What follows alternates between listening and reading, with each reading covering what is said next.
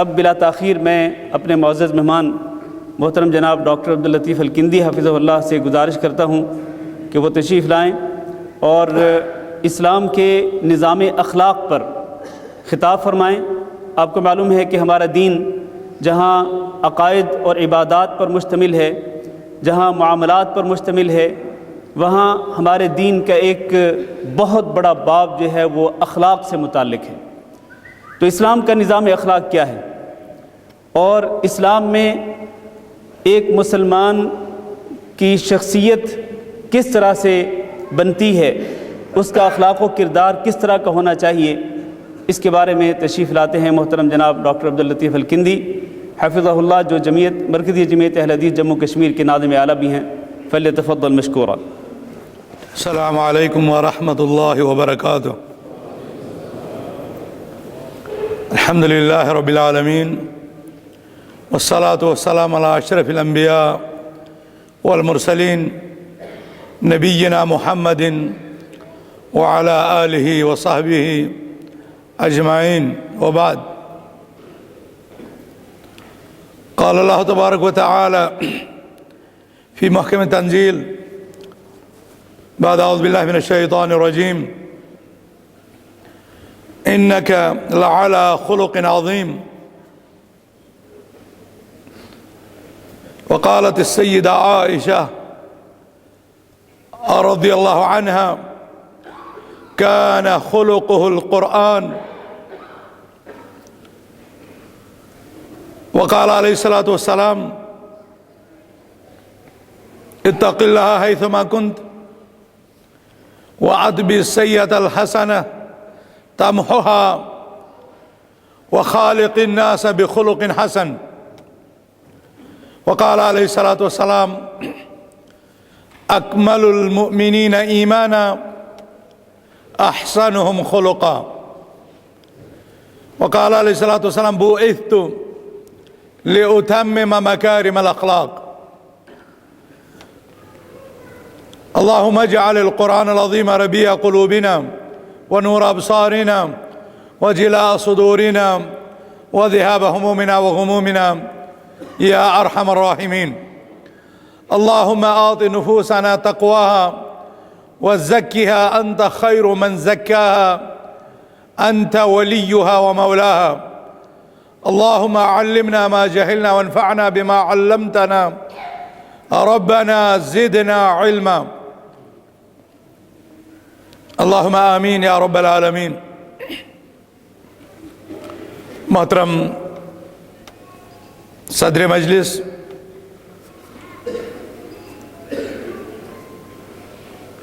Doctor Muhammad Ishaq زاہد حفظہ اللہ، مہمانان گرامی، فضیلت الدکتور سید احمد عمری حفظہ اللہ، فضیلت الشیخ المفتی محمد یعقوب بابا المدنی حفظہ اللہ، معزز سامعین کرام و سامعات، اللہ کا ہم اور آپ سب پر بہت بڑا کرم اور احسان ہے کہ اس مولا کریم نے ہمیں اسلام کی عظیم نعمت عطا فرمائی۔ اسی مولا کریم کا شکر ہے کہ اس نے ہمیں پیارے نبی صاحب خلق عظیم معلم الناس الخیر جناب احمد مجتبیٰ محمد مصطفیٰ صلی اللہ علیہ وسلم کی امت میں سے بنایا۔ ان کی نبوت اور رسالت کی معرفت عطا فرمائی، اس پر ایمان لانے کی توفیق عطا فرمائی۔ ہم اللہ سے دعا گو ہیں کہ اے اللہ ہمیں پیارے آقا صلی اللہ علیہ وسلم کے اخلاق حسنہ، ان کی سیرت مبارکہ اور ان کے مبارک اقوال و افعال و اعمال و تقریرات کے مطابق اپنے عقائد، اپنے اعمال، اپنے اخلاق संवारने, दुरुस्त करने, बेहतर करने की तौफीक अता फरमा। आज की ये अजीम महफिल जिसमें उलमाए किराम की एक कहकशा है, इन हजरात के सामने मैं कुछ बोलने के लिए अपने आप को इंतहाई कमज़ोर पाता हूँ। अल्लाह सुब्हानहु व तआला से दुआ गो हूँ, रब्बि इश्रह ली सदरी व यस्सिर ली अमरी वहलुल उक़दतम मिन लिसानी यफ़क़हू क़ौली। और अल्लाह सुब्हानहु व तआला हमें इनके इल्म से, इनकी नसायह से, इनकी दावती सरगर्मियों से इस्तिफ़ादा की तौफ़ीक़ अता फ़रमाए। और जो ये महफ़िलें मुनाक़िद हो रही हैं, इनके जो मक़ासिद हैं, इनके जो अग़राज़ हैं, अल्लाह सुब्हानहु व तआला हमें वो पूरा करने की तौफ़ीक़ अता फ़रमाए। मेरे भाइयों, बुज़ुर्गों, ख़वातीन इस्लाम, अखलाक इस्लाम का वो मुकम्मल उन्वान और नाम है जिसमें अक़ाइद, आमाल, अहकाम, सलूकियात और बेहतर आदात सब शामिल हैं। इसीलिए हमारी और आप सब की माँ हज़रत आयशा सिद्दीक़ा रज़ियल्लाहु अन्हा से जब पूछा गया कि प्यारे आका सल्लल्लाहु अलैहि वसल्लम के अखलाक क्या थे, तो उन्होंने इतना जामे माने जवाब दिया कि उसमें सारा का सारा दीन आ गया। कान खुलुक़ुल कुरान, आप सल्लल्लाहु अलैहि वसल्लम के अखलाक कुरान थे। कुरान अपनी पहली सूरह से लेकर के अपनी आखिरी सूरत तक जिन तालीमात की अक्कासी करता है, जिन तालीमात का हमसे तकाजा करता है, प्यारे आका सल्लल्लाहु अलैहि वसल्लम उसके अमली नमूने थे। इस कुरान में शुरू से आखिर तक जो मनहियात और मुनकरात का जिक्र वारिद हुआ है, आप सल्लल्लाहु अलैहि वसल्लम उन मुनकरात, उन मनहियात, उन ममनुआत से सबसे ज़्यादा दूर रहने वाले थे। इसीलिए फरमाया, अमा वल्लाह इन्नी लअख्शाकुम लिल्लाहि व अत्काकुम लह, कसम अल्लाह सुब्हानहु व तआला की, मैं तुम में सबसे ज़्यादा अल्लाह सुब्हानहु व तआला का तक़वा इख्तियार करने वाला हूँ, सबसे ज़्यादा परहेज़गार हूँ और सबसे ज़्यादा खशियत रखने वाला हूँ। ये अखलाक जो खुलुक से निकले हैं, दो चीज़ें हैं। अल्लाह सुब्हानहु व तआला ने इंसान को अशरफुल मखलूक़ात बनाया, एक मुकर्रम मखलूक बनाया। तकरीम इंसानियत का कुरान में जिक्र है। आहसन तक़वीम में इंसान के सांचे को ढालने का जिक्र है।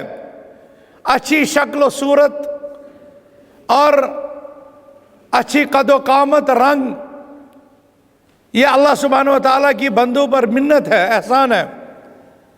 तो इंसान की एक सूरत है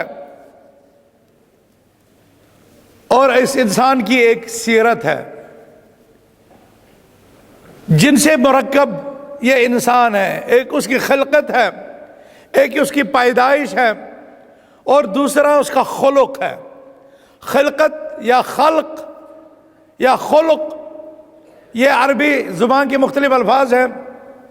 हम खल्क कह सकते हैं इंसान के उस ज़ाहिरी वजूद को जिसमें हाथ, पाँव, चेहरा, मोहरा, नाक, कान, जिस्म के सारे आज़ा ये अल्लाह सुब्हानहु व तआला के पैदा किए हुए हैं। बाज़ अच्छे हैं, बाज़ इसके अक्स हैं। बाज़ को अल्लाह सुब्हानहु व तआला ने खूबसूरत शक्ल सूरत अता की है और बाज़ वाजिबी से हैं और बाज़ की सूरतें कुछ इस मेयार से कम हैं। सब अल्लाह की मशीयत के ताबे है। और इस इंसान का जो अंदरून है वो जिन सिफात और आदात और तरीक़ेकार से मुत्तसिफ होना चाहिए उसे खुलुक से ताबिर किया गया। आप कह सकते हैं ज़ाहिरी तौर पर सूरत और अंदरून को सीरत। हुस्न सूरत इंसान का ज़ाहिर ایک شاعر نے اس کی عکاسی کی ہے، حسن صورت چند دن، حسن سیرت مستقل. حسن صورت چند دن، حسن سیرت اخلاق کی طرف اشارہ ہے، اخلاق حسنہ کی طرف. حسن سیرت مستقل، اس سے خوش ہوتی ہیں آنکھیں، اس سے خوش ہوتا ہے دل. تو ہمیں جہاں ہمارا بیرون ہمارے خلقت اللہ سبحانہ و تعالیٰ نے احسن انداز میں بنائی ہے، جس میں انسان کا عمل دخل نہیں ہے. لیکن اس بحث کو میں نے چھیڑا اس لیے کہ ہم میں سے ہر ایک کو اللہ سبحانہ و تعالیٰ نے ایک رنگ، ایک قد و قامت، ایک رنگ، ایک شکل، ایک صورت عطا کی ہے، جس میں انسان کے اپنی چاہت کا کوئی عمل دخل نہیں ہے، اس کی محنت کا کوئی عمل دخل نہیں ہے. اس لیے اس سلسلے میں دوسرے انسان کو تبصرہ کرنا، کسی کی رنگت اور اس کی قد و قامت کو دیکھ کر کے اس کا تمسخر اڑانا، اس کی تحقیر کرنا، اس انسان کی تحقیر نہیں ہے بلکہ اس خالق کی توہین ہے، اس خالق کی تحقیر ہے جس خالق نے اس انسان کو اس شکل و صورت میں بنایا. جب ہمیں یہ حقیقت پتہ چلے تو ہم کسی کا مذاق نہ اڑائیں. ہم کنایوں سے، اشاروں سے بھی کسی کو عیب یا استہزاء یا اس طرح کے مذاق کرنے سے باز رہے، اور اس سے بھی ہمارا اخلاق درست ہو جائے گا. اور جہاں تک اندرون کا تعلق ہے، سیرت کا تعلق ہے، یہ سیرت اس کو بہتر کرنے، اخلاق کو مہذب کرنے، نفس کو پاک کرنے، اپنی بول، اپنے چال، اپنا کردار، اپنا اٹھنا، اپنا بیٹھنا، دنیا کے لوگوں کے ساتھ معاملہ کرنا، یہ اخلاق حسنہ کہلاتا ہے. یہ اخلاق حسنہ کچھ اللہ سبحانہ و تعالیٰ نے طبعی طور پر انسانوں کی فطرت میں بات بٹھا دی ہے. وہ حیا پسند واقع ہوتے ہیں، وہ سچے ہوتے ہیں، وہ فطرتاً شریف ہوتے ہیں. جبلی صفت کے تحت بھی انسان کے اخلاق بہتر ہوتے ہیں. اور بہت سے ایسے لوگ ہیں جو جبلی خصائل حمیدہ سے محروم ہوتے ہیں. تو ایسی صورت میں شریعت اسلامیہ کے احکامات انسان کو اس کے اخلاق اور اس کے عادات اور اس کے طور طریقے سنوارنے کی تعلیم اور تلقین کرتا ہے. لہذا جو اخلاق ہیں ہمارے، وہ طبعی بھی ہیں، جبلی بھی ہیں، اور وہ کسبی بھی ہیں. یعنی محنت، ممارست، مشق کر کے اچھے اخلاق کو اپنے اندر پیدا کیا جا سکتا ہے. کسی شخص کی فطرت میں ہوگا وہ آنکھیں جھکا کر کے چلے، اللہ تعالیٰ نے اس کو پارسا اور پاک باز بنایا. لیکن جس میں یہ صفت نہیں ہے، اسے قرآن کے حکم پر عمل کے نتیجے میں اپنی نگاہیں محنت، مجاہدہ، ریاضت کر کے یہ درجہ حاصل کرنا چاہیے. اپنی نگاہیں جھکا لینی چاہیے. وَقُلْ لِلْمُؤْمِنِينَ يَغُضُّوا مِنْ أَبْصَارِهِمْ وَيَحْفَظُوا فُرُوجَهُمْ. کتنے لوگ ہیں جن کی طبیعت میں خودداری ہے اور جن میں نہیں ہے، انہیں یہ اچھی صفت اپنے اندر پیدا کرنی چاہیے. اشج عبد القیس سے رسول اللہ صلی اللہ علیہ وسلم نے فرمایا ان فیک لخلقین یحبہم اللہ، ان فیک لخلقین یحبہم اللہ الحلم والانا. آپ کے اندر دو اخلاق ایسے ہیں جن کے ساتھ اللہ سبحانہ و تعالی محبت کرتا ہے. تو اشج نے کہا کہ اللہ کے رسول صلی اللہ علیہ وسلم، یہ اخلاق اللہ سبحانہ و تعالیٰ نے میرے اندر ودیعت کر دیے ہیں، پیدا کر دیے ہیں، یا صورتحال دوسری ہے؟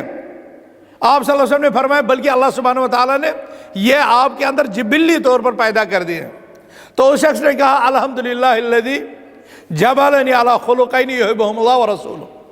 اللہ کا شکر ہے جس نے میرے اندر یہ دو اچھی صفات پیدا کی ہیں جن کو اللہ سبحانہ وتعالیٰ اور اس کے رسول صلی اللہ علیہ وسلم پسند کرتے ہیں. تو پتہ چلا کہ کچھ صفات اچھی، کچھ اچھے عادات اور اخلاق فطری طور پر بھی ہمارے اندر ہو سکتے ہیں، لیکن اسلام کی جو عظیم شریعت ہے، نبی اکرم صلی اللہ علیہ وسلم آخری پیغمبر بنا کر اللہ سبحانہ وتعالیٰ نے انہیں لوگوں کی ہدایت، ان کی رہبری، ان کی رہنمائی کے لیے انہیں مبعوث فرمایا. آپ صلی اللہ علیہ وسلم آئے دنیا میں اخلاق حسنہ کا بول بالا کرنے کے لیے، بلکہ اخلاق حسنہ کی تکمیل کے لیے. انما بعثت لاتمم مکارم الاخلاق. اور ہم سب کو اچھے اخلاق کی تلقین کی، خود اچھا بن کر کے دکھلایا پریکٹیکلی طور، لوگوں کے پاس نکلنے سے پہلے ہی. وہ الصادق الامین کے عظیم صفات سے، عظیم اخلاق عالیہ سے متصف تھے. تو جو ان کی طرف اپنی نسبت کرتا ہو، جو ان کی دعوت کا حامل ہو، جو ان کی دعوت کو قبول کرنے والا ہو، وہ ان صفات کو اپنے اندر بدرجہ عدم پیدا کرنا چاہیے. ہم سچائی میں دوسروں سے آگے ہونے چاہیے، ہماری امانتوں اور دیانتوں کے غیر گواہی دینے چاہیے. آپ صلی اللہ علیہ وسلم پر جس وقت آیت مبارکہ اقرأ بسم ربک الذی خلق نازل ہوئی، امانت کے بوجھ اور ذمہ داری کی عظمت کا احساس کرتے ہوئے آپ صلی اللہ علیہ وسلم پر کب کبھی طاری ہوئی. حضرت خدیجہ الکبریٰ رضی اللہ عنہا نے تسلی دی، ہمت بڑھائی، کلا واللہ لا یخزیک اللہ. پھر بہت سے اچھے صفات کا، بہت سے اچھے اخلاق کا ذکر کیا ہماری اور آپ کی ماں حضرت خدیجہ الکبریٰ رضی اللہ تعالی عنہا نے نبی اکرم صلی اللہ علیہ وسلم کا. یہ اس وقت کی بات ہے جب قرآن میں اخلاق عالیہ کی تعلیم نہیں نازل ہوئی تھی. یہ وہ وقت تھا جب اسلامی احکامات اور اسلامی شریعت نازل نہیں ہوئی تھی، وحی کا آغاز ہی ہوا چاہتا تھا. کلا واللہ لا یخزیک اللہ انک لتصل الرحم وتحمل الکل وتکسب المعدوم وتعین وتقر الضیف وتعین علی نوائب الحق. یہ عظیم صفات جس میں سوشل ویلفیئر ہے، جس میں مہمان نوازی ہے، جس میں غریب پروری ہے، جس میں انسان دوستی ہے، ان تمام صفات سے ہمارے اور آپ کے مقتدی اور پیشوا جناب محمد مصطفیٰ صلی اللہ علیہ وسلم بار نبوت سنبھالنے سے پہلے ہی ان عظیم صفات سے متصف تھے. تو ان کی امت اجابت جنہوں نے آپ کی نبوت اور رسالت پر ایمان لایا، وہ ان اعلیٰ اخلاق سے متصف ہونی چاہیے، وہ یہ عظیم صفات اپنے اندر داخل کرنی چاہیے. میرے بھائیوں، بزرگ اور خواتین اسلام، بہت سے لوگ یہ سمجھتے ہیں کہ اخلاق کا مطلب یہ ہے کہ لوگوں کے ساتھ بہتر طریقے سے پیش آؤ. انہوں نے اخلاق کو اس معنی تک محدود کر رکھا ہے، جبکہ اخلاق کا دائرہ اتنا محدود نہیں ہے. خلق، ہم مخلوق ہیں اللہ سبحانہ و تعالیٰ کے. اس مخلوق کا جو تعامل اپنے خالق کے ساتھ ہونا چاہیے وہ اخلاق کے زمرے میں آتا ہے. اور پھر دوسرے نمبر پر اس مخلوق کا، اس انسان کا اپنے جیسے چلتے پھرتے، کھاتے پیتے، کماتے انسانوں کے ساتھ جو معاملہ اور جو اخلاق ہونے چاہیے اس کو بھی شامل ہے. آئیے ہم پہلے تھوڑا سا مختصر انداز میں جائزہ لیں کہ ہمیں بحثیت مخلوق کے ساتھ ہمارے اخلاق کیسے ہونے چاہیے. جب وہ اخلاق ہم حاصل کر لیں تو ہمارے ان اخلاق پر اثر فطری طور پر پڑے گا، قدرتی طور پر پڑے گا جو اس کائنات میں چلنے پھرنے والے انسانوں، لوگوں اور دوسری مخلوقات کے ساتھ ہمیں روا رکھنے کا حکم دیا گیا. میرے پیارے بھائیوں، بزرگوں اور نوجوان ساتھیوں، وہ اخلاق جو ہمیں بحیثیت مخلوق اپنے خالق کے ساتھ روا رکھنی چاہیے، ان کو 3 نقطوں میں محدود کیا جا سکتا ہے. پہلا، الاخلاق فی اخبار اللہ بالتصدیق. سب سے پہلا اخلاق ہمارا اللہ سبحانہ و تعالیٰ کی دی ہوئی یا بھیجی ہوئی خبروں کے ساتھ ہمارا کیا معاملہ، کیا سلوک ہے. اللہ نے پیارے نبی صلی اللہ علیہ وسلم پر قرآن نازل کیا، وحی نازل کی، جو سابقین کی خبروں اور آنے والے کی خبروں اور وقائع اور قصوں پر مبنی ہے، اور جس میں نیکوکاروں کی بشارتیں، نیکوکاروں کے نیک انجام اور بدوں کے برے انجام کی خبریں ہیں. دنیا میں جو قومیں ہم سے پہلے گزر چکی ان کی خبریں ہیں، اور جو آنے والی ہیں ان کے متعلق بتایا گیا ہے. جو سابقہ امت ہیں جن نے بہتر کیا ان کو کیا بہتر انعام ملنے والا ہے اس کی خبریں ہیں، اور جو برے لوگ ہیں، جو برے معاملات کیے ہیں، اللہ سبحانہ و تعالیٰ کے دین کا انکار کیے ہیں، ان کے لیے اللہ تعالیٰ نے کیا کیا سزائیں مقرر رکھی ہیں اس کی خبریں ہیں.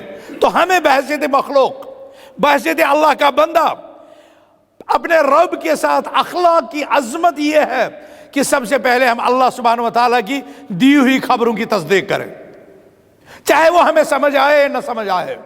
اگر وہ اللہ تعالیٰ نے خبر دی ہے تو وہ خبر صادق ہے۔ اور پیارے نبی صلی اللہ علیہ وسلم جو بے خبروں تک خبر صادق لینے کے لیے مبعوث فرمائے، اللہ سبحانہ و تعالیٰ نے ان کی دی ہوئی خبروں کی ہم تصدیق کریں۔ آپ صلی اللہ علیہ وسلم نے فرمایا جیسا کہ صحیح مسلم میں ہے، امرنی ربی ان اعلمکم ما جہلتم، میرے رب نے مجھے حکم دیا کہ میں تمہیں خبر دوں، ان چیزوں کی جانکاری دوں جن سے تم بے خبر ہو۔ تو جو علم، جو تعلیم، جو تربیت ہمیں پیارے نبی صلی اللہ علیہ وسلم نے دی، ہم اس کی تصدیق کریں، اس کی صحت کی تصدیق کریں، اسے اپنے ایمان کے لیے لازمی قرار دے دیں، اپنی عاقبت کے درست ہونے کے لیے اس کو صحیح سمجھیں۔ تو پہلی چیز اپنے خالق کے ساتھ جو حسن سلوک ہے، جو اچھا اخلاق برتنے کا حکم ہے، وہ ہے اللہ کی خبروں کی تصدیق۔ دوسری چیز اللہ کے احکامات جو اللہ سبحانہ و تعالیٰ نے قرآن میں نازل کیے یا جو رسول اللہ صلی اللہ علیہ وسلم نے ہمیں بیان کیے، ان احکامات کی تعمیل، ان احکامات کو بجا لانا ہے۔ توحید کا حکم دیا، ہمیں توحید اختیار کرنی چاہیے۔ نماز پڑھنے کا حکم ہے، ہمیں نماز پڑھنی چاہیے۔ نماز پڑھنی ہے، کیسے پڑھنی ہے؟ جیسے رسول اللہ صلی اللہ علیہ وسلم نے اس کی تعلیم دی۔ تو اگر ہم اسے اس انداز میں ادا کریں تو ہم نے اللہ سبحانہ و تعالیٰ کے احکام کے ساتھ حسن اخلاق کا مظاہرہ کیا۔ تیسری چیز اللہ سبحانہ و تعالیٰ کے اقدار اور اس کی قضا پر ایمان، اور اس پر ایمان اور چون چرا نہیں۔ انسان مرض، فقر و فاقہ اور جہالت اور اس کے نتیجے میں پیدا ہونے والے مشکلات کا شکار ہو سکتا ہے، اور اس کے نتیجے میں اس کی زندگی مختلف کوائف اور مختلف حالات کی شکار ہو سکتی ہے۔ ہم میں سے ہر ایک کو اللہ سبحانہ و تعالیٰ کی تقدیر پر جو کچھ ہمیں اس حوالے سے ہمارے مقدر میں ہوگا اس کو تسلیم کرنا چاہیے، اور یہ عقیدہ رکھنا چاہیے انما اصابک لم یکن لیخطئک وما اخطأک لم یکن لیصیبک، جو تمہیں مل چکا وہ تم سے کوئی چھین نہیں سکتا تھا، وہ تو تمہیں ملنا ہی تھا، اور جو تم سے چھوٹ گیا تم کتنی بھی جتن کرتے، تم کتنی بھی ہی کوششیں کرتے، وہ تمہیں ملنے نہیں تھا، وہ تمہیں ملنا نہیں تھا۔ اور یہی ایمان بالقدر ہے، یہی ایمان بالقدر ہے۔ ان تعلم انما اصابک لم یکن لیخطئک وما اخطأک لم یکن لیصیبک۔ تین چیزیں۔ نمبر ایک، اللہ کی خبروں کی تصدیق، اللہ کی خبروں کی تصدیق۔ اللہ سبحانہ و تعالیٰ نے خبر دی قیامت کے دن، یا رسول اللہ صلی اللہ علیہ وسلم نے خبر دی قیامت کے دن سورج انسان کے سر کے نزدیک ہوگا، کچھ نیزوں کا فاصلہ ہوگا۔ اگر دنیا میں ہم اس پر غور کریں، اگر سورج اتنا نیچے آ جائے تو کائنات جل جائے، ہم شدت حرارت سے مر جائیں، لیکن اللہ سبحانہ و تعالیٰ نے آخرت کی یہ خبر دی کہ وہاں پر انسان کے سر سے کچھ نیزے دور ہوگا سورج، لیکن اس کے بعد بھی جلنے کا کہیں ذکر نہیں ہے، پسینے میں شرابور ہونے کا ہے، پسینے میں غرق ہونے کی خبر ہے۔ ہمیں یہ ایسے ہی تسلیم کرنا ہے جیسے اس کی خبر احادیث میں آئی ہے، جیسے اس کی خبر اللہ سبحانہ و تعالیٰ کی طرف سے آئی ہے۔ اسی طرح مکھی جب کسی برتن میں، کسی پینے والی چیز میں، دودھ میں چلی جائے، اس کی ایک پر میں شفا ہے، دوسرے میں مرض ہے، یہ خبر رسول اللہ صلی اللہ علیہ وسلم نے دی۔ ہمیں اس کی تصدیق کرنی چاہیے، ہمیں اس میں اپنے عقل کے گھوڑے نہیں دوڑانے ہیں۔ حضرت سلیمان علیہ السلام کا رسول اللہ صلی اللہ علیہ وسلم نے فرمایا ایک رات میں 99 بیویوں کے پاس جانے کا واقعہ، ہم حساب اور کیلکولیٹر لگا کر بیٹھ جائے اور دیکھیں رات تو اتنی لمبی ہوتی ہی نہیں، پھر ان حدیثوں کا انکار شروع کر دیں تو یہ انسان پر شر کا بہت بڑا دروازہ کھول دیتی ہے۔ لہٰذا ہمارے لیے بہتر یہ ہے، اللہ کے ساتھ بہتر اخلاق کا یہ مظاہرہ ہے کہ اللہ کی دی ہوئی خبروں کی تصدیق کریں، اس کے بھیجے ہوئے احکامات کی تعمیل کریں، اور جو کچھ اللہ سبحانہ و تعالیٰ نے آپ اور ہمارے لیے مقدر رکھا ہے، خوشیاں اور غمیاں، ان کو بہتر انداز میں تسلیم کریں، اس پر ایمان لائیں کہ اللہ نے ہماری تقدیر میں لکھا تھا۔ تو یہ تین چیزیں خلق العبد، خلق الخلق مع خالق، اس کے زمرے میں آتی ہیں۔ مخلوق کا اپنے خالق کے ساتھ اخلاق، وہ ان تین دائروں کے ارد گرد گھومتا ہے۔ اس پر کافی مثالیں ہر نقطے پر دینے کی تھی، لیکن یہ مختصر محفل اس کا تحمل نہیں کر سکتی، کیونکہ مجھے اسی اخلاق پر زیادہ بات کرنی ہے جس اخلاق کو ہم اپنے سماج میں اپنے جیسے چلتے پھرتے انسانوں کے ساتھ روا رکھنا چاہتے ہیں۔ تو میں اسی دوسرے نقطے کی طرف آتا ہوں اور آپ کی توجہ مبذول کرانا چاہتا ہوں۔ خلق کا اپنے خالق کے ساتھ حسن سلوک 3 محوروں کے ارد گرد گھومتا ہے: اس کی خبروں کی تصدیق، اس کے احکامات کی تعمیل، اور اس کے اقدار اور اس کی قضا پر راضی ہونا۔ ان 3 چیزوں کے ارد گرد اللہ کے ساتھ حسن سلوک کا دائرہ گھومتا ہے۔ جہاں تک معاملہ ہے انسانوں کے ساتھ حسن سلوک، تو میرے بھائیوں، اخلاق کا معنی جیسا کہ حضرت حسن بصری رحمت اللہ علیہ نے فرمایا، انہوں نے فرمایا حسن اخلاق یہ ہے: کف الاذی وبذل الندی وطلاقۃ الوجہ۔ کف الاذی، آپ دوسرے کو تکلیف دینے سے رک جائیں، آپ کے ذریعے سے کسی کو تکلیف نہ پہنچے، ایک نقطہ۔ دوسرا نقطہ، آپ کے ذریعے سے دوسرے کو خیر کا معاملہ، آپ کے ذریعے سے دوسرے کے ساتھ خیر کا سلوک ہو، آپ کے خیر کا دوسرا مستحق ٹھہرے۔ آپ اپنا ہاتھ پھیلائیں، اپنا دامن پھیلائیں، اپنی سخاوت، اپنا جود و کرم، آپ کے فائدے سے دوسرے لوگ مستفید ہوں۔ اور تیسری چیز، طلاقۃ الوجہ، جب کسی سے ملو تو چمکتے دمکتے چہرے کے ساتھ، خوش اسلوبی کے ساتھ، اس انداز سے کہ وہ آپ سے مل کر کے اپنے لیے فرحت، اپنے لیے سرور اور اپنے لیے خوشی کا احساس پائے، اسے لگے کہ آپ کا آنا، آپ کا اس کے ساتھ بیٹھنا اسے دشوار نہیں گزرا۔ تو ان 3 چیزوں کے ارد گرد انسان کا دوسری مخلوقات کے ساتھ، دوسرے انسانوں کے ساتھ تعامل، روا رکھے جانے والے طریقے اور اس سلوک کا جو دائرہ ہے وہ ان 3 چیزوں کے ارد گرد گھومتا ہے۔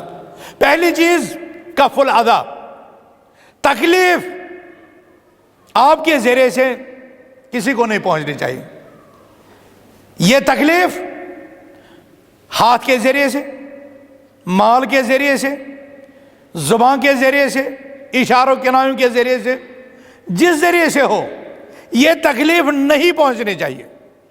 یہ تکلیف آپ کی زبان سے پہنچے کسی کو، آپ کے ہاتھ سے پہنچے کسی کو، آپ کے اشارے کنائے سے کسی کو پہنچے، آپ کے مذاق سے کسی کو پہنچے، یہ تکلیف نہیں پہنچنی چاہیے۔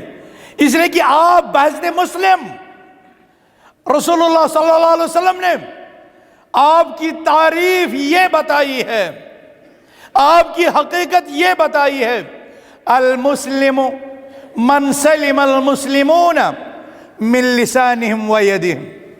مسلمان وہ ہیں جن کی زبان اور جن کے ہاتھ کے شر سے دوسرے لوگ محفوظ رہیں۔ آپ کی زبان اور آپ کا ہاتھ، اس سے دوسرے لوگ محفوظ رہنے چاہیے۔ نقصان زیادہ زبان کے گھاؤ سے ہوتا ہے یا ہاتھ کے حملے سے، ہاتھ کے تھپڑ سے، ہاتھ کے مارنے سے؟ اہل علم نے رسول اللہ صلی اللہ علیہ وسلم کی اس حدیث سے یہ نقطہ مستنبط کیا ہے کہ زبان بھی اذیت پہنچاتی ہے، زبان سے بھی تکلیف ہوتی ہے، ہاتھ سے بھی تکلیف ہوتی ہے، لیکن زبان سے لگا ہوا گھاؤ برتا نہیں آسانی سے، جبکہ ہاتھ سے لگا ہوا زخم جلدی بھر جاتا ہے۔ اسی لیے رسول اللہ صلی اللہ علیہ وسلم نے ہاتھ کی اذیت سے زبان کی اذیت کو مقدم رکھا۔ المسلم من سلم المسلمون من لسانہ ویدہ۔ زبان سے ایک ایسی بات کی جا سکتی ہے جس بات سے مسلمانوں کا شیرازہ بکھر سکتا ہے، مسلمانوں کی جماعت کا اتحاد پارا پارا ہو سکتا ہے، مسلمانوں میں خلفشار انتشار پھیل سکتا ہے، انسانیت تباہ ہو سکتی ہے ایک بات سے، صرف ایک بات سے، اور یہ بات زبان سے کی جاتی ہے۔ اسی لیے فرمایا المسلم من سلم المسلمون من لسانہ، ان الرجل لا يتكلم بالكلمة لا يلقي لها بالا यहवी बिही सबीना खरीफन फी नार जहन्नम। आप सल्लल्लाहु अलैहि वसल्लम ने फरमाया, इंसान जुबान से एक बात कर लेता है और उसकी तह तक, उसके अंजाम बद तक वो नहीं पहुंचता, उसकी अहमियत, उसकी शिद्दत, उसकी तबाहकारी का उसको एहसास नहीं होता कि इससे क्या क्या नताइज निकलेंगे। यहवी बिही सबीना खरीफन फी नार जहन्नम, एक बात की वजह से, एक बात की वजह से 70 साल तक जहन्नम की तह में गर्क होता रहेगा। भाइयों, गौर से सीखो, गौर से सोचो, अपने आप का जायजा लो। दिन में हम कितना बोलते हैं, क्या क्या बोलते हैं, किस किस के ख्याल खिलाफ बोलते हैं, और उसके असरात क्या मुरतब हो सकते हैं। हमारी माएँ, हमारी बहनें, हमारी खवातीन किचन पॉलिटिक्स चलाती हैं। किचन में बैठ करके दुनिया भर की गीबतें, दुनिया भर के वक़ाया, फलां की गीबत, फलां का जिक्र सही है, फलां के चुगलखोरी, फलां के अवसाफ पर, उसकी खिलकत पर, उसके अखलाक पर तबसरे। एक बात हमारी माँ हज़रत आयशा सिद्दीक़ा रज़ियल्लाहु अन्हा ने तो हज़रत हफ्सा, हज़रत सफ़िया के मुतल्लिक़ मुझसे इशारा किया था, एक छोटी सी बात कही थी जिसका मकसद था वो उसके छोटे कद का ताना दे रही थी, तानिल कसीरा, ऐसा इशारा जिससे ये लगता था कि हज़रत सफ़िया छोटे कद की है। आप सल्लल्लाहु अलैहि वसल्लम ने इस बात को इतना अजीम समझा, इस जुबान की अज़ियत और इस जुबान की तकलीफ को इतनी शिद्दत के साथ लिया। अम्मा आयशा सिद्दीक़ा रज़ियल्लाहु अन्हा को फरमाया, और हमारी ख़वातीन को ये याद रखना चाहिए, लक़द क़ुल्ति क़ौलतन लौ मुज़िजत बिमाइल बहर लमज़जत हो। आयशा, तुमने ऐसी बात कह दी है, अगर इसको समंदर के पानी के साथ मिला दिया जाए तो ये समंदर के पानी को भी बिगाड़ दे। सुभान अल्लाह, एक बात, एक बात। और इसके बरखिलाफ यही एक बात इंसान को जन्नत में आला दर्जात, आला इनामात का हकदार ठहरा दे। जैसे हज़रत मुआविया रज़ियल्लाहु अन्हु ने मस्जिद नबवी में जब खिताब कर रहे थे, हज़रत इब्न उमर पर नजर पड़ गई और कोई ऐसी बात कही जिसमें हज़रत इब्न उमर को मुराद ले रहे थे। हज़रत इब्न उमर ने सर नीचे रख करके खुतबा सुना, नमाज पढ़ी, अपने घर को लौट गए। शागिर्द ने पूछा, आपके पास जवाब था, जवाब क्यों नहीं दिया? फरमाया, मेरे पास जवाब था। सुम्मा खशीतु अन अकूल कलिमतन तुफर्रिकुल जम व युस्फक फीहा दम व उहमल फीहा अला गैर राय फकान मा वअदल्लाहु ली फिल जनान अहब्बु इलैया मिन ज़ालिका कुल्लि। मुझे तो पता था, जवाब था, एक बात मैं भी कह सकता था, लेकिन फिर मैं डर गया कि मेरी जुबान से कोई ऐसी बात निकल जाए जो उम्मत का शीराज़ा बिखेर कर। सुभान अल्लाह, एक बात जो उम्मत का शीराज़ा बिखेर कर, जिसमें खून रेजियां हों और कहने वाले कहें कि हज़रत इब्न उमर ने इसाबत राय से काम नहीं लिया। मैंने जन्नत की नियामतों को जो सब्र के नतीजे में, अपनी बात को रोकने के नतीजे में, गैर ज़रूरी महफिल में जवाब न देने की पादाश में जो मैंने सब्र किया, जन्नत की नियामतों का जो अल्लाह ने सब्र पर वादा किया है, मैंने उनको तरजीह दी इसे जवाब देने से। अल्लाह, मेरे भाइयों, हमें ज़ुबान की रखवाली करनी चाहिए। ये अज़ियत लोगों को पहुँचे, कफुल अज़ा, हसन बसरी का जो कौल मैंने जिक्र किया, कफुल अज़ा व बदलुन नदा, कफुल अज़ा में ज़ुबान की अज़ियत, ये किसी को न गाली, न गीबत, न चुगलखोरी, न तोहमत, न फिस्को फजूर, न फाहिश कलाम, इससे ये तमाम वो चीज़ें हैं जिनके ज़रिए से दूसरों को अज़ियत पहुँचती है। फिर हाथ है, हाथ का काम बतश है, हाथ का काम छीनना है, हाथ का काम डकैती है, हाथ का काम कत्ल करना है, हाथ का काम मारना है। ये सारी की सारी अज़ियतें शरीयत इस्लामी ने मना कर दी हैं। शायद ये इस प्रोग्राम का वक्त इजाज़त न दे, वरना मैं बताऊं कि हाथ से कत्ल, हाथ से बतश, हाथ से चोरी, हाथ से डकैती, हाथ से मारदाड़, हाथ से छीना झपटी और हाथ से इस तरह के गलत काम दूसरों की मदर्रत और दूसरों की अजियत का बायस है। और वो किस तरह एक इंसान के लिए इतने बड़े खसारे का बायस है कि जन्नत में लोगों का दाखला तब तक रुका रहेगा जब तक न हाथ से किया गया जुल्म, दूसरों पर रवा रखा जाने वाला जुल्म جب تک نہ اس کا بدلہ محشر کے میدان میں پہلے ہی چکا لیا جائے۔ مسند احمد کی روایت میں حتی اللہ تما، ایک تھپڑ بھی کسی کو مارا ہو ہاتھ سے، اس کا بھی پہلے وہاں پر بدلہ چکایا جائے۔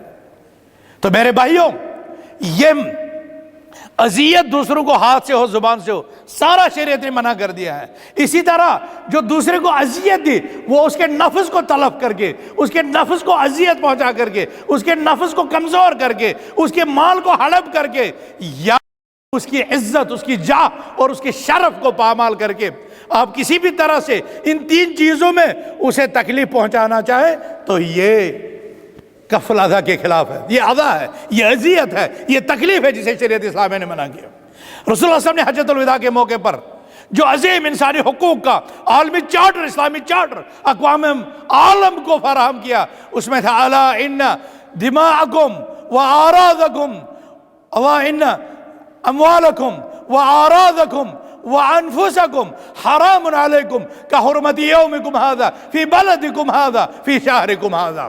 لوگو، تمہاری عزتیں، تمہارے نفس، تمہارے مال تم پر حرام ہے، اسی طرح جیسے آج کے دن کی حرمت، اس شہر کی حرمت اور آج کے کام کی حرمت۔ اتنا ہی محترم ہے، لہذا نہ کسی کو اس کے مال میں اذیت دی جائے، نہ کسی کو اس کے نفس میں اذیت دی جائے، نہ کسی کو اس کی عزت، اس کے شرف، اس کی وجاہت اور اس کے منصب کے حوالے سے اسے اذیت اور تکلیف دی جائے۔ اور جب اذیت کا معنی ہم سامنے رکھیں تو انسان اقرب الناس اولیٰ بالمعروف کے تحت جو آپ کے قریب ہے، جن کی گود میں آپ نے جنم لیا ہے، سب سے پہلے آپ کو انہیں اپنی اذیت سے روکنا، اپنی اذیت ان کو دینے سے روکنی۔ آج کی خبر ہے، ایک بیٹے نے اپنے ماں باپ دونوں کو مار دیا۔ آج کے اخبار کی خبر ہے، آپ لوگوں نے پڑھی ہو یا نہ پڑھی ہو، ایک علاقے میں آج ایک بیٹے نے اپنے ماں اور باپ کو قتل کر دیا۔ شریعت اسلامیہ کہہ رہی ہے بیٹے سے وَقَضَىٰ رَبُّكَ أَلَّا تَعْبُدُوا إِلَّا إِيَّاهُ وَبِالْوَالِدَيْنِ إِحْسَانًا إِمَّا يَبْلُغَنَّ عِندَكَ الْكِبَرَ أَحَدُهُمَا أَوْ كِلَاهُمَا فَلَا تَقُل لَّهُمَا أُفٍّ وَلَا تَنْهَرْهُمَا وَقُل لَّهُمَا قَوْلًا مَّعْرُوفًا وَاخْفِضْ لَهُمَا جَنَاحَ الذُّلِّ مِنَ الرَّحْمَةِ وَقُل رَّبِّ ارْحَمْهُمَا كَمَا رَبَّيَانِي صَغِيرًا۔ کتنی اعلیٰ تعلیمات تھی، اوف تک نے اپنے والدین کے سامنے۔ اور یہاں دنات کا، اخلاقی گراوٹ کا، اخلاقی تنزلی کا، اخلاقی انحطاط کا عالم یہ ہے کہ آج جن ماں باپ کو اوف تک نہیں کہنا تھا، آج بیٹے انہی پر اپنے ہاتھ صاف کر رہے ہیں۔ سبحان اللہ۔ تو بچے کے سب سے قریب ترین اس کے والدین ہیں، اور اس کے بعد جب وہ بڑا بن جاتا ہے تو اس کی اولاد، اس کی بیوی ہے۔ آپ صلی اللہ علیہ وسلم نے فرمایا خیرکم خیرکم لأہلہ وانا خیرکم لأہلی۔ تم میں سب سے بہتر اخلاق والا وہ ہے، میں تم میں سب سے زیادہ بہتر اخلاق والا ہوں، اور تم میں سب سے بہتر اخلاق والا وہ ہے جو اپنے اہل و عیال کے ساتھ، اپنی زوجہ کے ساتھ، اپنی بیوی کے ساتھ با اخلاق ہو۔ دفتر میں تو سارے با اخلاق بن جاتے ہیں، مارکیٹ میں تو سارے با اخلاق بن جاتے ہیں، کام پر تو سارے با اخلاق بن جاتے ہیں، پبلک پلیسز پر تو سارے با اخلاق بن جاتے ہیں، سیاسی پارٹیوں میں، محفلوں میں سارے با اخلاق بنتے ہیں۔ با اخلاق تو تب ہو جب اپنے گھر میں اپنی بیوی کے ساتھ با اخلاق ہو، اور یہ آپ کے حسن اخلاق کا معیار قرار دیا گیا۔ خیرکم خیرکم لأہلہ، تم میں بہتر وہ ہے جو تم میں سب سے زیادہ با اخلاق اپنی اہلیہ کے ساتھ ہو۔ لہذا بھائیوں، بزرگوں، اس چیز کا خیال رکھو، جو قریب ترین لوگ ہیں ان کے ساتھ حسن سلوک کرو، جو دور کے ہیں ان کے ساتھ بھی، جو ہمسائے ہیں، جو پڑوسی ہیں، اسلام نے ان سب کے ساتھ بذل الندیٰ کا حکم دیا گیا۔ کف الاذی، جو قریب ترین ہے، جو دور ترین ہے، بلکہ کسی انسان کو، بلکہ حیوانات تک کو بھی تکلیف دینا، ان سے ان کا پانی روک دینا، ان سے ان کی غذا روک دینا، یہ شریعت نے قطعی ایسے گناہ قرار دیا ہے جو موجب دخول نار ہیں، جو جہنم کی آگ کے حقدار ٹھہرا سکتے ہیں۔ تو کف الاذی، حسن اخلاق کا پہلا مظہر کہ ہمیں اذیت اور تکلیف سے رک جانا چاہیے، نہ لا ضرر ولا ضرار، نہ خود کسی کو تکلیف دے اور نہ تکلیف کسی کو پہنچائے۔ جیو اور جینو دو کی پالیسی شریعت اسلام کی ہے، خود بھی رہو اچھی طرح سے اور دوسروں کو بھی اچھی طریقے سے رہنے دو، انہیں تکلیف مت پہنچاؤ۔ کف الاذی، دوسری چیز ہے بذل الندیٰ، لوگوں کے ساتھ بہتر معاملہ کرو، اور لوگوں میں جو سب سے قریب ہے تو وہ والدین ہیں۔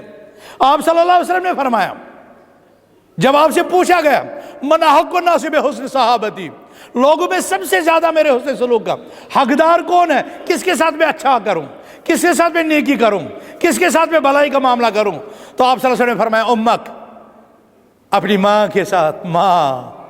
ماں اس کائنات میں وہ عظیم لفظ ہے جو اپنے اندر رحمتیں لیے ہوئے، برکتیں لیے ہوئے ہیں، جو بچوں اور اولاد کے لیے کتنی تڑپ لیے ہوئے۔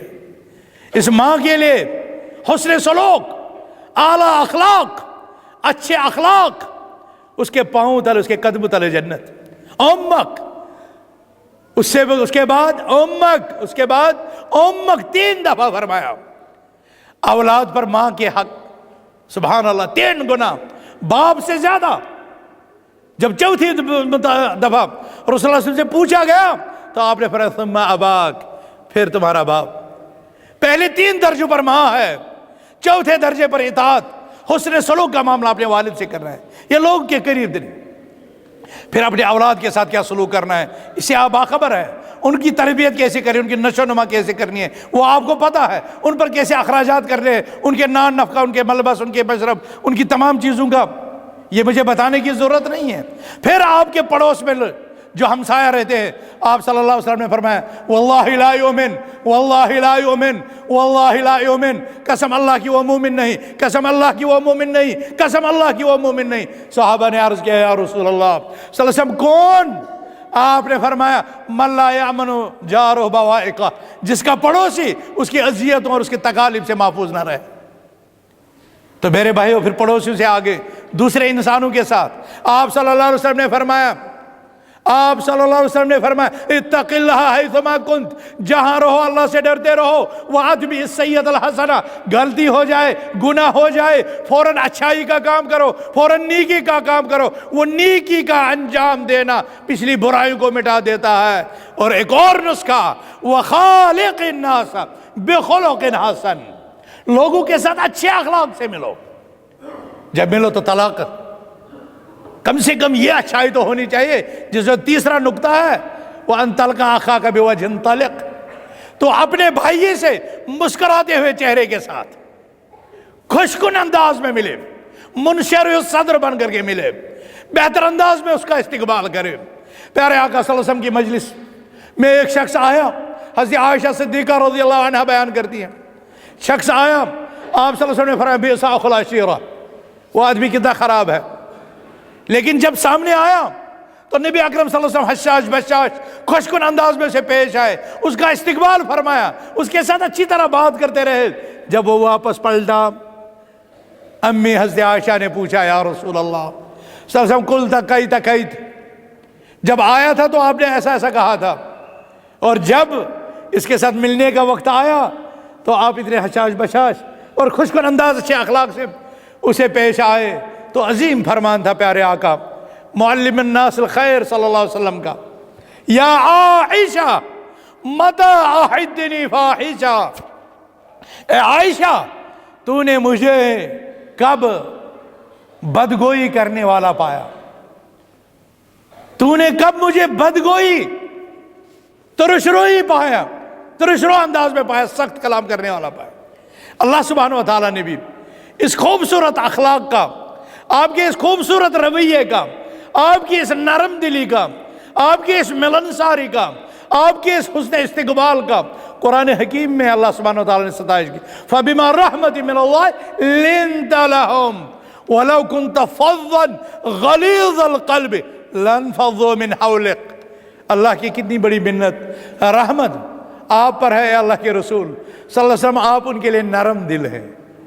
لِنْتَ لَهُمْ، آپ بہت نرم ہیں، ہمیں نرم، سہل، آسان لوگوں کے ساتھ معاملے کا حکم دیا گیا ہے۔ سختی، نفرت، تشدد، عنف، ان چیزوں سے منع کیا گیا ہے۔ ان اللہ رفیق یحب الرفق، اللہ سبحانہ وتعالی نرمی کو پسند کرتا ہے۔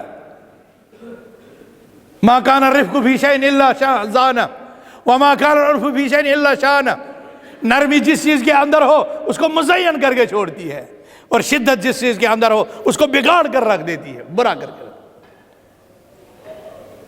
آپ صلی اللہ علیہ وسلم کہ یہ اعلیٰ اخلاق، یہ اعلیٰ کردار ہم اور آپ سب کو یہ پڑھنا چاہیے، عظیم سیرت پڑھنی چاہیے، یہ عظیم اخلاق پڑھنی چاہیے۔ آپ صلی اللہ علیہ وسلم کا لوگوں کو ملنا، آپ صلی اللہ علیہ وسلم کا ترش روئی سے بعید، آپ صلی اللہ علیہ وسلم کا حسن استقبال، آپ صلی اللہ علیہ وسلم کی مہمان نوازی، آپ صلی اللہ علیہ وسلم کا یہ کردار، یہ ہمیں زندگی ہر قدم پر، ہر موڑ پر، تجارت میں، سیاست میں، معاملات میں، عبادات میں، اخلاقیات میں، معاشیات میں، اقتصادیات میں، قدم قدم پر ہمیں درپیش ہے۔ اعلیٰ اخلاقی تعلیم، اعلیٰ اخلاقی اصول، کاروبار کے سلسلے میں واضح من غشنا فلیس منا، جو ہمیں دھوکہ دے وہ ہم میں سے نہیں۔ جا کے دنیا کے لوگوں سے پوچھ لو کیا اتنی عظیم بات کسی نے کہی ہے؟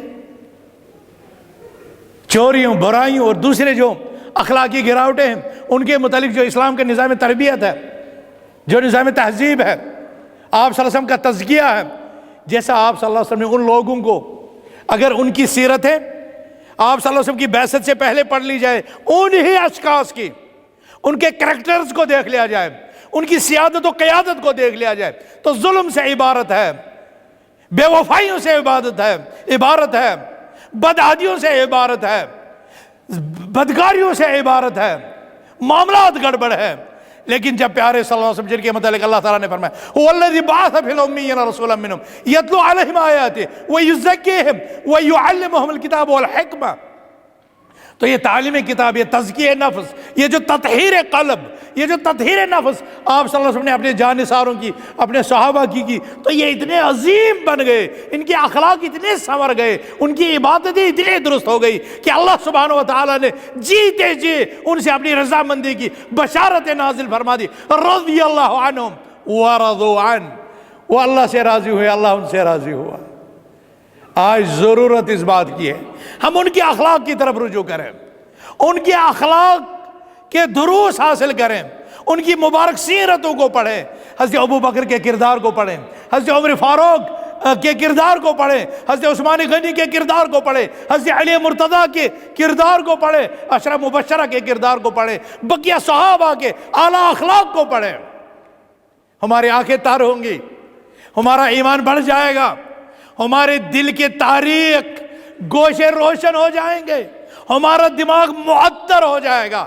اللہ کی قسم اس روئے زمین پر انبیاء کرام کے بعد یہ اتنی مقدس جماعت ہے، اتنی مقدس جماعت نہ آسمان نے دیکھی، نہ زمین نے دیکھی، نہ کسی ماں نے جانی۔ ان کی عظمت اخلاق، ان کی عظمت کردار، ان کے حسن عقیدہ، ان کے حسن منہج، اس کو پڑھنے، اس کو پرکھنے، اس کی اقتداء کی، اس کے پیچھے پیچھے چلنے کی ضرورت ہے۔ ہماری زندگیاں سدھر جائیں گی، ہمارے اخلاق سنور جائیں گے، ہمارا اعتقاد بن جائے گا، ہمارا ایمان بڑھ جائے گا، ہمارے اخلاقیات قابو میں آ جائیں گے۔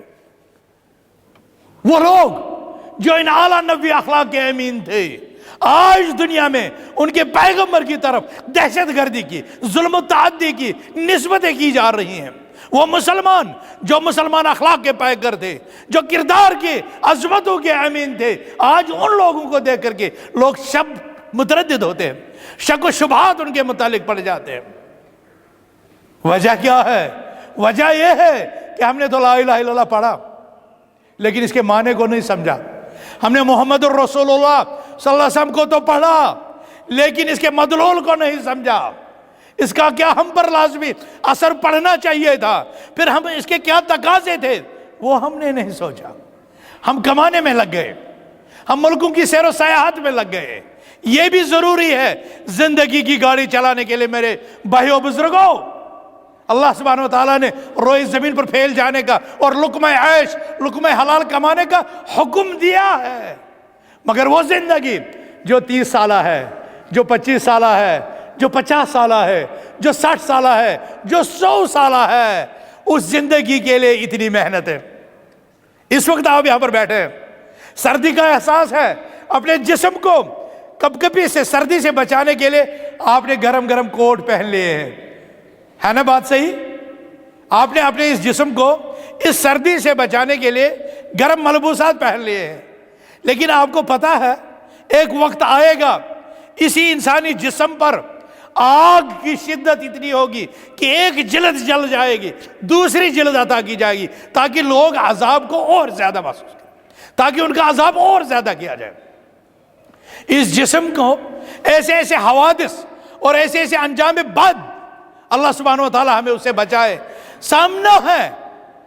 تو اس جسم کے لیے، اپنی آل اولاد کے لیے جتنا ہم کماتے ہیں، جتنا ہم وقت دیتے ہیں، جتنی ہم محنتیں کرتے ہیں، اپنی ابدی نجات کے لیے ہم نے کیا اس کا عشر عشیر بھی شروع کیا ہے یا نہیں کیا ہے؟ یہ ہمارے سامنے کوسچن مارک ہے۔ 60 سالہ زندگی بنانے کے لیے، 70 سالہ زندگی کو خوش انداز میں چلانے کے لیے محنت ہے، 8 گھنٹہ ڈیوٹی، ڈبل شفٹ ہے، ڈبل شفٹ میں کام کر رہے ہیں، لیکن جو ہمیشہ اور ابدی رہنے والی زندگی ہے اس کے لیے ہم نے کتنی محنتیں کی ہے۔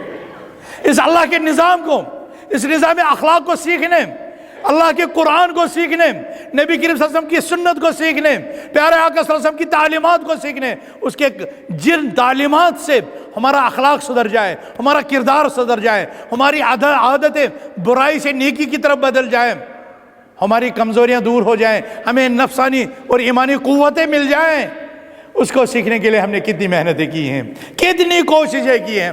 میرے بھائیوں، ایک طرف سے حضرت ابو ہریرہ تھا جس نے اپنا لقمہ معاش حاصل کرنا چھوڑ دیا تھا، نبی اکرم صلی اللہ علیہ وسلم کی مجلس سے ایک سیکنڈ کے لیے بھی غیر حاضر نہیں رہتے تھے کہ کہیں ایسی عظیم بات رسول اکرم صلی اللہ علیہ وسلم کی زبان مبارک سے نہ نکلے جسے انسان کے اخلاق سدھر جائے، انسان کی عاقبت بن جائے، اور ابو ہریرہ اس کے سننے سے محروم رہ جائے۔ ابو ہریرہ راتوں کو، دن کو نبی اکرم صلی اللہ علیہ وسلم کے حجرے مبارک کے باہر بیٹھے رہے، بھوک سے کبھی کبھار اتنی گشی کہ لوگ سمجھتے ہیں بیمار ہے، لیکن اصل مسئلہ ہوتا تھا بھوک کا۔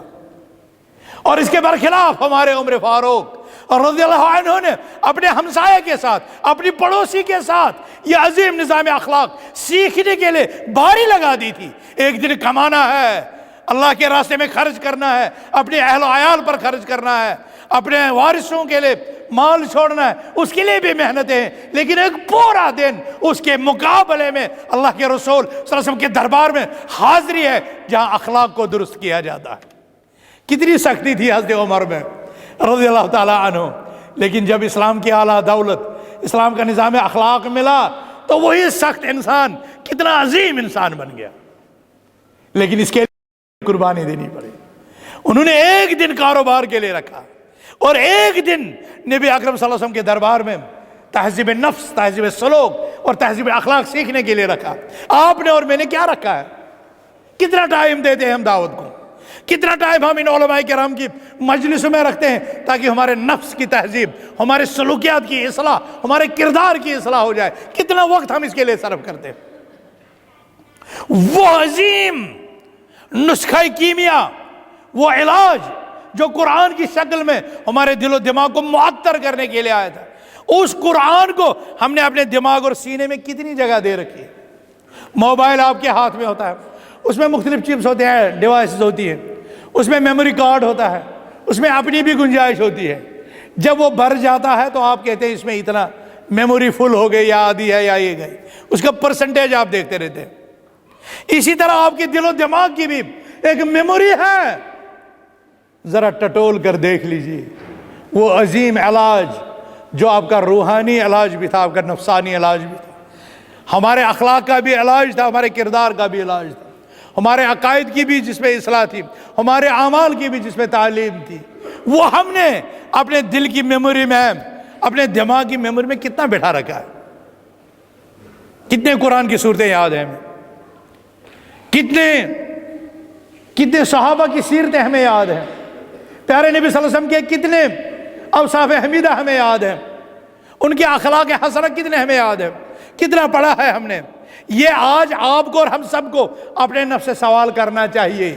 اگر رسول اللہ صلی اللہ علیہ وسلم کے عالی شان صحابہ کو، ان عظیم الشان نفوس قدسیہ کو دیکھو تو ان میں حضرت عبداللہ بن مسعود ہے رضی اللہ عنہ۔ وہ تو کہتے ہیں اپنا حال وہ کہتے ہیں اللہ کی قسم اس قرآن میں کوئی بھی آیت ایسی نہیں ہے جس کا علم عبداللہ بن عمر کو نہیں ہے۔ میں یہ سوال آپ سے پوچھنا چاہتا ہوں، وہ کتنی آیتیں ہیں جس کا علم آپ کو نہیں ہے؟ یا اس کو الٹا کرنے پڑے گا، وہ کتنی آیتیں ہیں جن کا علم ہم رکھتے ہیں؟ کیا یہ کوشچن ہمارے سامنے ہے؟ میں آپ سے پوچھتا ہوں، اس سوال پر ہمیں غور کرنا چاہیے یا نہیں کرنا چاہیے؟ اس سوال پر ہمیں غور کرنا چاہیے یا نہیں کرنا چاہیے؟ تھوڑا جواب دے، جمعہ کا خطبہ نہیں ہے۔ کیا حال ہے اس قرآن کے ساتھ ہمارا؟ کیا سلوک ہے اس قرآن کے ساتھ ہمارا؟ کتنا ہم اس قرآن کے ساتھ وقت لگاتے ہیں؟ صبح اٹھتے وقت کتنی تلاوتیں ہوتی ہیں اس قرآن کی؟ کتنا ہم تلقین کرتے ہیں اپنے اولاد کو اس قرآن کی، اس کی صورتوں کی، اس کے فوائد کی، اس کی لذتوں کی، اس کی حلاوت کی، اس کی طراوت کی، اس کی مٹھاس کی۔ یہ صحابہ تو قرآن میں اپنے لیے لذت پاتے تھے، صحابہ تو قرآن کو اللہ کا دسترخوان قرار دیتے تھے۔ آپ اپنے دسترخوان پر انواع اقسام کے کباب، کل ما لذ و طاب، وہ سجا دیتے ہیں، اپنے پیٹ بھرتے ہیں، لیکن وہ آپ کا ایمانی جو پیٹ ہے اس میں قرآن جو اللہ کا دسترخوان ہے اس کو کتنا ہضم کرتے ہیں، کتنا داخل؟ یہ آج ہمارے سامنے مسئلہ ہے۔ اور اگر آج کی اس مجلس سے ہم یہ درس لے کر کے اٹھے کہ ہم خود جو بھی ہم سے ہو سکے، واللہ آج بھی مسجد نبوی میں آپ جاتے ہوں گے، عمرہ کی سہولتیں آپ کو آسان ہوگی، وہاں دیکھو مغرب کے بعد بوڑھے سفید داڑھی والے آج قرآن بڑی تختی والا اساتذہ کے سامنے کھولنا شروع کر دیتے ہیں، اور الف زبر آ با زبر با الف لام میم ذالک الکتاب پڑھنا شروع کرتے ہیں۔ ان کا ضمیر آج جاگ اٹھا، ان کو آج اس کی تڑپ پیدا ہوئی، اور ہم یہ سوچتے ہیں نا ہم تو بوڑھے ہو گئے، اب بچوں کو سوچیں گے، اب بچوں کو مدرسہ بھیج دیں گے، بچوں کو مولوی صاحب کے پاس بھیج دیں گے، لیکن اپنی فکر نہیں، اپنے آپ کو ہم اتنے عظیم خزانے سے محروم کر رہے ہیں جس پر قیامت کے دن ہماری نجات کا دار و مدار ٹھہرا ہے۔ یہ عظیم قرآن قیامت کے دن ہمارے لیے شفاعت بن کر آئے گا، اور دنیا میں ہمارے اخلاق کو سوال، اتنا ہی نہیں بلکہ دنیا کو ہمارے قدموں کے نیچے رکھے گا۔ وہ زمانے میں معزز تھے مسلمان ہو کر، اور ہم خوار ہوئے تارک قرآن ہو کر۔ آئیے آج کی اس مجلس سے ہم یہ درس لیں کہ ہم اخلاق پر نظر ثانی کریں گے، وہ اخلاق جو ہمارے رب کے ساتھ ہے۔ توحید ایسی اختیار کریں گے جیسا ہمارا قرآن ہم سے چاہتا ہے، جیسا نبی کریم صلی اللہ علیہ وسلم کا فرمان ہم سے چاہتا ہے۔ اور اگر نہ سمجھ آئے تو صحابہ کی زندگیوں کو ٹٹولے کہ انہوں نے کیسے توحید سمجھی، انہوں نے کیسے رسول اللہ صلی اللہ علیہ وسلم کی رسالت کو سمجھا، انہوں نے آپ کی اتباع سنت کیسے سمجھی، ان سے مدد لیں۔ وہ ہمارے لیے معیار ہدایت ہے، وہ ہمارے لیے نمونہ ہے۔ فَإِنْ آمَنُوا بِمِثْلِ مَا آمَنْتُم بِهِ فَقَدِ اهْتَدَوْا۔ ان کا ایمان ہمارے لیے معیار ہدایت، ان کی نمازیں ہمارے لیے معیار، ان کی پاکیزگیاں ہمارے لیے معیار، ان کے اخلاق ہمارے لیے معیار۔ آئیے ہم سیکھنا چاہیے، قرآن پڑھیں، نمازیں ان سے سیکھیں، روزے ان سے سیکھیں، کردار ان سے سیکھیں، غض بصر آنکھوں کی پاکیزگی ان سے سیکھیں، غض بصر کے جو وسائل ہیں ان کو اختیار کریں، اور روزہ رکھیں، اپنی نگاہوں کو نیچے رکھیں، ہماری عزتیں محفوظ ہوگی، ہماری عصمتیں محفوظ ہو جائے گی اللہ کی۔ تو میرے بھائیوں آؤ ہم شروع کریں۔ گرچہ ہمارا آج تک کتنا نقصان ہو چکا ہے، قرآن کی آیتیں یاد کرنے سے رہ گئے، نبی کریم صلی اللہ علیہ وسلم کی حدیثیں یاد کرنے سے رہ گئے، اعلیٰ اخلاق اور اعلیٰ آداب سیکھنے میں اگر آج تک کوتاہی رہی تو زندگی کے آنے والے دنوں کو انہیں غنیمت سمجھے۔ اس لیے کہ جو حضرت حسن بصری رضی اللہ تعالیٰ عنہ کے پاس ایک شخص آیا تو اسے پوچھا کم بلغت من العمر، تیری عمر کتنی گزر چکی ہے؟ تو اس نے کہا 60 سنہ، 60 سال۔ پوچھا اس کے بعد؟ کہا بس کچھ پتہ نہیں ہے، ابھی کتنی گھڑیاں نصیب ہوں گی۔ تو کہا اس شخص، جب حضرت حسن بصری نے احساس دلایا تو اس شخص نے پڑھا انا للہ و انا الیہ راجعون۔ اسے اپنے اعمال کی تاریکی اور اپنے اعمال کی کمی کا احساس ہوا تو اس نے پڑھا انا للہ و انا الیہ راجعون۔ تو حسن بصری نے پوچھا اس انا للہ و انا الیہ راجعون کا مطلب پتہ ہے؟ پڑھتے تو بہت سے لوگ پڑھ لیتے ہیں، لیکن کیا کبھی اس کے معنی پر غور کیا ہے؟ تو اس شخص نے کہا کیا مطلب ہے اس کا؟ حضرت حسن بصری نے کہا انا للہ اے انا للہ عبد، یعنی میں اللہ کا غلام ہوں، وَإِنَّ إِلَيْهِ رَاجِعُونَ، پھر میں اسی کی طرف پلٹ کر جانے والا ہوں۔ تو حسن بصری نے کہا جب اسی کی طرف پلٹ کر جانے والے ہو تو پھر وہاں کیا ہوگا؟ کہا کیا ہوگا؟ کہا وہاں پر سوال ہوگا، 60 سال گزار چکے ہو، ان 60 سالوں میں کیا کیا؟ فَأَعِدَّ لِلسُّؤَالِ جَوَابًا، اس سوال کا جواب تیار کر لینا ابھی سے، اس سوال کا جواب تیار کر لینا۔ تو وہ شخص کہہ رہا ہے 60 سال کی عمر میں کیا سدھروں، اس 60 سال کی عمر میں کیا حاصل کروں، کیا پاؤں؟ تو حضرت حسن بصری نے کہا آج کے بعد آنے والے دن اگر تم سدھار لو تو اللہ تعالیٰ تمہیں آئندہ والا بھی معاف کر دے گا، پچھلا بھی معاف کر دے گا، اور اگر آنے والے دنوں کی آپ نے سدھارا نہیں تو ان پر بھی پکڑ ہوگی، پچھلوں پر بھی پکڑ ہوگی۔ تو یہ عظیم قول ہمیں درس دیتا ہے کہ ہمیں اگر آج سے پتہ چلا، اگر کسی بھی لحظہ ہمیں پتہ چلا تو اس وقت سے ہمیں اپنا سلوک، اپنا کردار، اپنا نہج، اپنا ڈھنگ، اپنا زندگی کا طریقہ اور سلیقہ بدلنا چاہیے، اور اسے کتاب اللہ اور سنت رسول اللہ صلی اللہ علیہ وسلم کے موافق بنانا چاہیے، تاکہ ہم اسلامی اقدار کے امین بنیں، تاکہ ہمیں اسلامی عظیم اخلاق کے پاسبان اس کے سفیر بنیں، اور دنیا کے لوگوں کو ہماری تقریروں سے اسلام کی عظمت اور حسن اخلاق کا پتہ نہ چلے، بلکہ ہمارے کردار سے، ہمارے سلوک سے، ہمارے کریکٹر سے، ہمارے تعامل سے، ہمارے لین دین سے، ہمارے اٹھنے بیٹھنے سے، ہمارے آنے جانے سے، ہمارے کھانے پینے سے، ہمارے لباس سے اسلام کا تعارف ملے، اسلام کا تعارف ملے۔ یاد رہے ہم خیر کے اعلی کار بننے چاہیے، خیر کے منادی بننے چاہیے، تب ہمارے لیے خیر کی بشارتیں ہیں۔ ہمیں شر کا اعلی کار نہیں بننا چاہیے، اور شر کے اسباب ہمارے ذریعے سے نہیں پھیلنے چاہیے، تب ہمارے لیے جہنم کی وعید ہے۔ اللہ سبحانہ وتعالیٰ سے دست بدعا ہے الہ العالمین ہماری اس مجلس کو اپنی رضا کے لیے قبول فرما دے، الہ العالمین ہمارا جمع ہونا اپنی رضا کے لیے قبول فرما دے، الہ العالمین ہمارے دلوں کی اصلاح فرما دے، الہ العالمین ہمارے نفوس کی اصلاح فرما دے، الہ العالمین ہمارے اہل بیت کی اصلاح فرما دے، الہ العالمین ہمارے افراد خانہ کی اصلاح فرما دے، الہ العالمین جو توحید پرست یہاں پر حاضر ہیں، جو افراد یہاں پر حاضر ہیں، جو خواتین، جو بچے، جو بزرگ یہاں پر حاضر ہیں، الہ العالمین ان کی اصلاح فرما دے، ان کی دنیا سنوار دے، ان کی عقبہ سنوار دے، ہماری دنیا سنوار دے، ہماری عقبہ سنوار دے، الہ العالمین ہمارے اخلاق درست فرما دے، الہ العالمین ہمارے اخلاق درست فرما دے، الہ العالمین ہمارے اخلاق درست فرما دے، الہ العالمین ہمیں پیارے آقا صلی اللہ علیہ وسلم کے اخلاق حسنہ پر چلنے کی توفیق عطا فرما دے، الہ العالمین ہمیں ان کے اخلاق حسنہ کا امین بنا دے، ہمیں ان کے اخلاق حسنہ کا سفیر بنا دے، کہ غیر مسلم ہمارے اخلاق سے متاثر ہو کر کے اسلام کی عظمتیں پہچاننا شروع کر دیں۔ الہ العالمین جو لوگ اسلام کی نعمت سے محروم ہیں، الہ العالمین ان کے دل اسلام کی نعمت کے لیے، اسلام کی ہدایت کے لیے کھول دے۔ الہ العالمین ہمارے جوان جو ابھی تک غفلتوں کے شکار ہیں، جو ابھی تک علمی محفلوں سے دور ہیں، جو ابھی تک مسجدوں سے دور ہیں، الہ العالمین انہیں توحید کی طرف لا، الہ العالمین انہیں توحید کے نور سے منور فرما، انہیں سنت کے نور سے منور فرما، انہیں علم دین اور علم نافع کے نور سے منور فرما۔ الہ العالمین ہم سب کو عمل صالح کی توفیق عطا فرما۔